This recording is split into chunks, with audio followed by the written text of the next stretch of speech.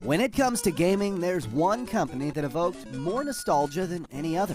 That, of course, is Nintendo. It continues to publish and develop some of the most popular video game franchises in the world and competes among the big three to this day.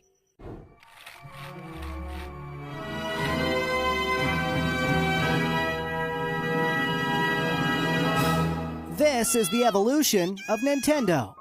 Nintendo's origins can actually be traced as they released the much-loved Nintendo Entertainment System, or NES. It was Nintendo's first home video game console release. It helped to revive the video game industry after the crash in 1983, going on to sell 62 million units worldwide and set the record for the longest surviving video game system in history. It stayed on the American market until 1995, and in Japan, it wasn't discontinued until 2003. Many of Nintendo's most successful game franchises were born on the NES, like Final Fantasy, Castlevania, Metroid, and The Legend of Zelda. Duck Hunt was also very popular, but the most sold game for the NES with over 40 million copies sold was, of course, Super Mario Bros. The NES was praised for its simple, yet at the time, innovative controller. Joysticks were the common method of control before Nintendo designed and patented their D-pad. Even though the trend has now reversed, the joysticks often being preferred, D-pads were much better for playing 2D games like Donkey Kong. Fun fact, Donkey Kong was the first game that involved jumping and is therefore considered to be the first true platformer. In 1989, Nintendo offered more versatility to gamers with the handheld, brick-like Game Boy that used interchangeable cartridges. This meant that gamers could simply buy a game rather than a new device each time they wanted a different experience. Remaining popular until this day, the Game Boy was portable, durable, and came with hugely popular titles like Super Mario Land, Kirby's Dream Land, Pokemon Red and Blue, and Tetris. Nintendo released a compact version, the Game Boy Pocket, in 1996. It was notably smaller and lighter and came in different colors. This Game Boy had a black and white display rather than the green tinted display of the original Game Boy. The battery life, however, was decreased from 15 hours for the original to roughly 10 hours. 2 years later, the Game Boy Light hit shelves exclusively in Japan. The Game Boy screen was difficult to see in the dark, and the Game Boy Light fixed that problem with a backlight. Next came the Game Boy Color, released in 1998. It came in colorful colors, and like the name suggests, the Game Boy Color could display games in color. Many games were re-released with color, like The Legend of Zelda: Link's Awakening and Tetris. Other games included Pokemon Gold and Silver, Super Mario Bros. Deluxe, and The Legend of Zelda: Oracle of Ages and Seasons.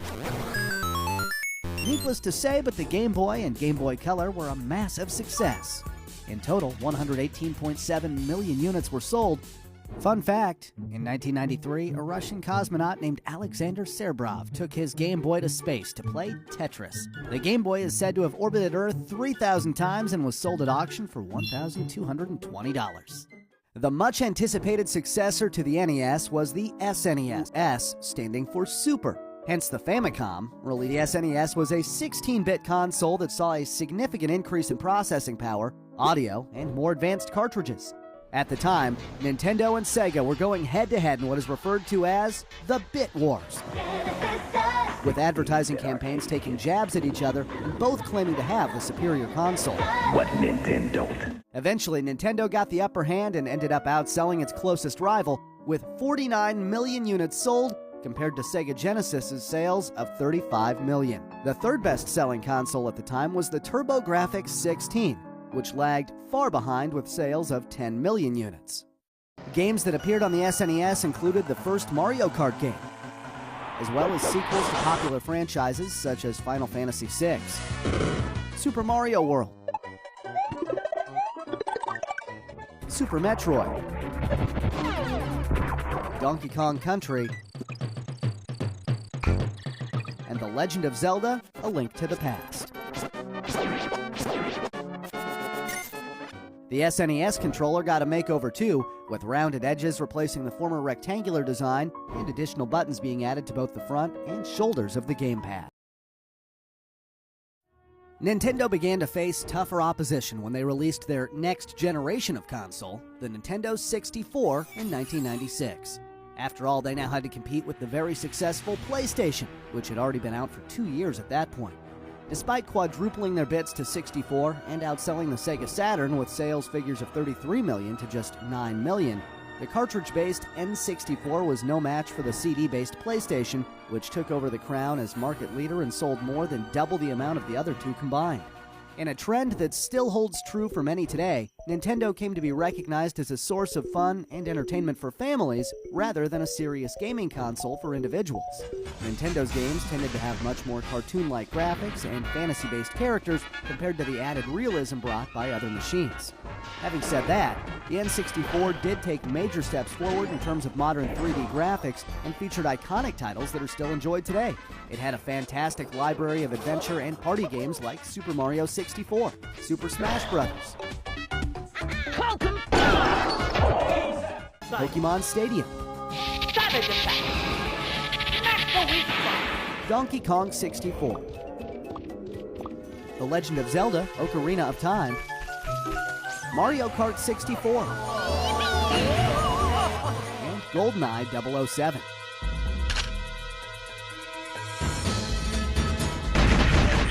The N64 controller was a controversial change, featuring a three-pronged design with a central joystick, D-pad, face and shoulder buttons, plus a trigger button at the back.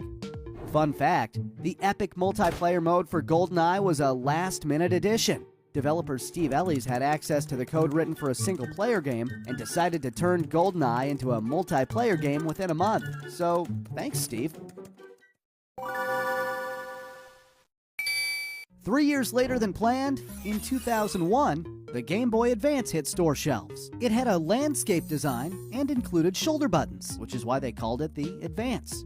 With processing power similar to that of the SNES, the Advance's game library was full of SNES ports, allowing gamers to play the same epic titles while on the move. This, of course, included the greats like Super Mario World, The Legend of Zelda: A Link to the Past, and games from the Final Fantasy series. Pokemon games like Ruby and Sapphire were also big hits with the Advance owners. A compact, foldable version of the Game Boy Advance came out in 2003, known as the SP. The original Game Boy Advance received complaints due to the dark screen, and the SP fixed that problem using a significantly brighter LCD screen and an internal front light. It was also the first of Nintendo's handheld lineup that had a rechargeable battery. The Game Boy Micro came in 2005 and was much smaller than the original. The design could be changed with interchangeable faceplates. The Game Boy Micro did not sell well because the Nintendo DS was already released at this time.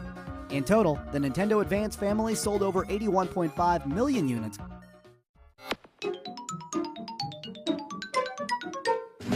If the Nintendo 64 was up against it, then the Nintendo GameCube was even more so. Released in 2001, it was up against the PlayStation 2 and Microsoft's new system, the Xbox. The GameCube looked much more kid-friendly and like a toy in comparison to its rivals. Despite its name, it wasn't even a cube. It measured 5.9 by 6.3 by 4.3 inches. Nintendo managed to sell 22 million GameCubes. Instead of using cartridges, the system switched to using mini-discs and did not use CDs or DVDs like its competitors. Whereas DVDs could store up to 8.5 gigabytes of data, the GameCube discs could only store 1.5 gigabytes. This meant that some cross-platform content had to be compressed or features removed from games entirely. Another major drawback was the lack of online gameplay. Reportedly, the GameCube only had 8 games with internet or local area network support. The console didn't feature an internal hard drive either and relied on the use of memory cards. Games which players were able to enjoy on GameCube included Super Smash Bros. Melee, The Legend of Zelda: The Wind Waker,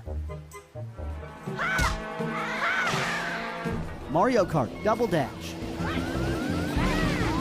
Super Mario Sunshine, Metroid Prime, Animal Crossing, and Luigi's Mansion. Nintendo got rid of the three-pronged controller design and instead opted for a more traditional two-pronged version. 2004 welcomed the arrival of the Nintendo DS. The DS standing for both Developer's System and Dual Screen according to the company, as it featured a bottom touchscreen in addition to a top display screen. The DS came with a stylus for finer touchscreen control, a built-in microphone that allowed for voice recording and voice recognition, as well as Wi-Fi capabilities. The cartridges were made much smaller than the cartridges of the Game Boy Advance. It had 2 slots, so games of both cartridges could be played on the DS, making it backwards compatible. When playing games, one screen is used to show the main action, while the other is used for things like a map, inventory, or secondary viewpoint. Due to its unique dual screen action, many new titles were unveiled by Nintendo, like Nintendogs and Brain Age. Other popular games for the DS were Super Mario 64 DS, Pokemon Diamond and Pearl, and New Super Mario Bros.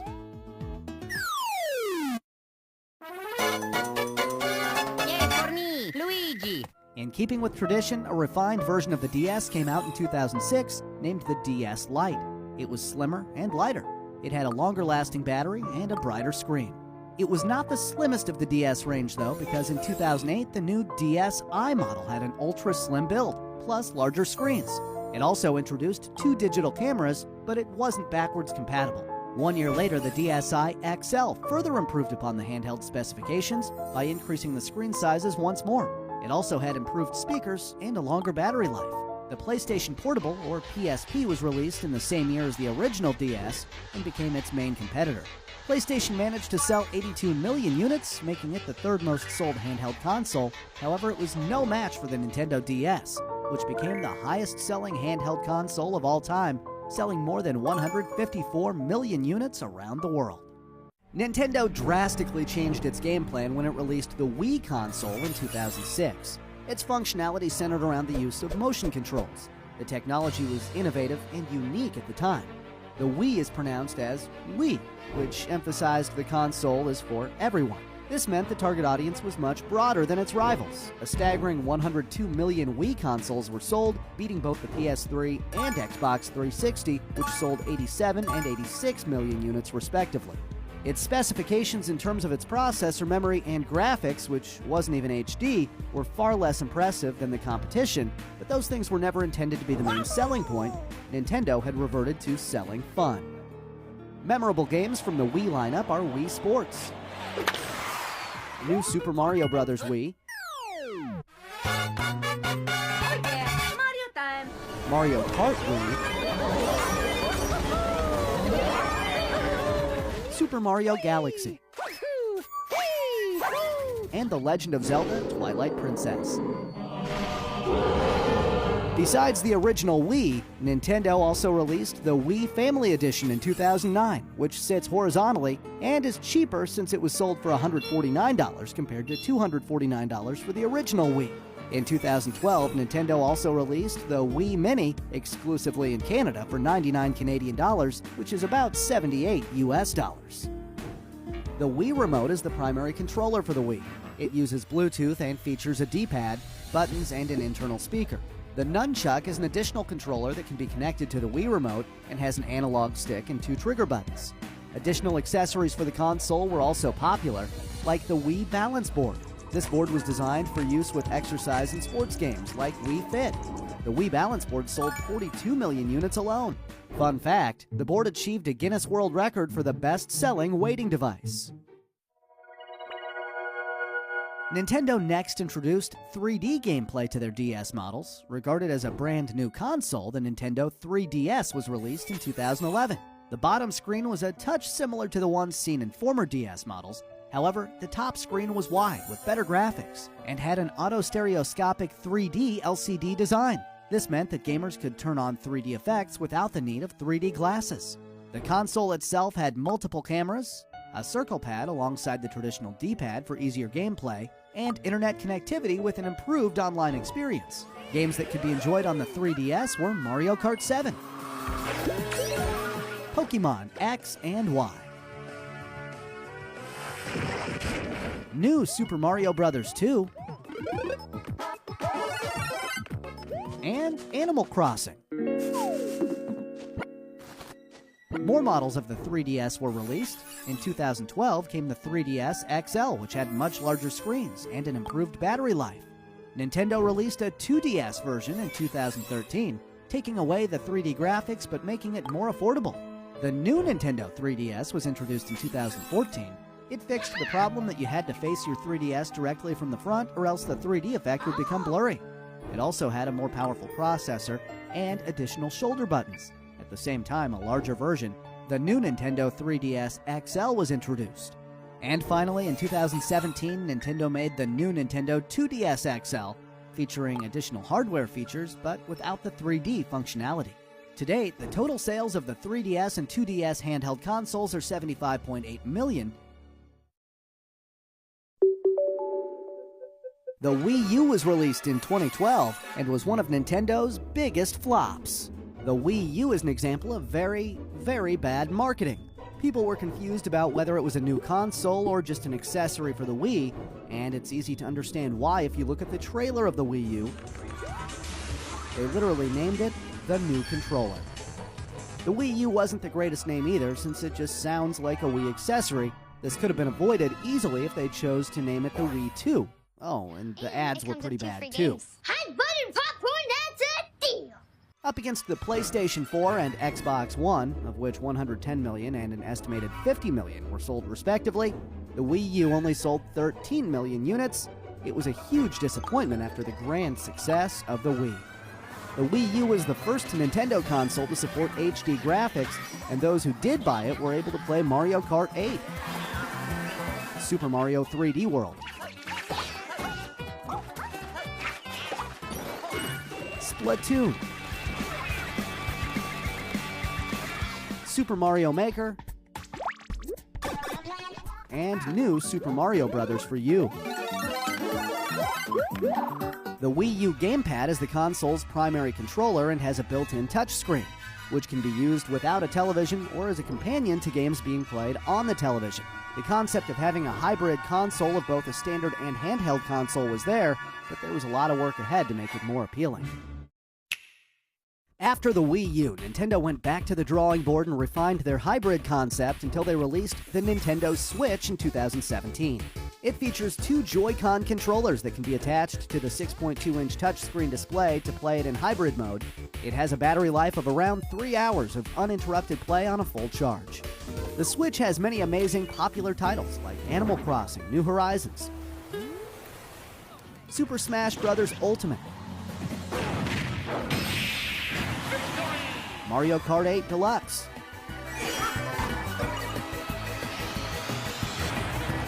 Splatoon 2,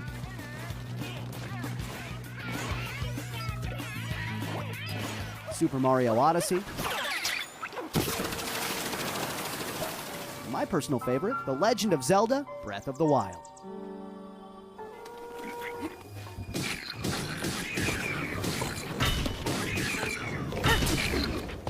A more affordable, light, and it can only be played as a portable device. It can still play pretty much all of the same games as its older brother though, except for a few games like Ring Fit Adventure and Super Mario Party, since they are largely motion control based. So far, sales of the Nintendo Switch and Switch Lite have surpassed 61.4 million, making it the 7th most sold handheld console. Forward, it'll be interesting to see what the next major development or addition will be when it comes to video game consoles. One thing is for sure, Nintendo isn't afraid to get creative and introduce exciting new technology. Let's hope Nintendo can continue creating innovative entertainment for many years to come. The end.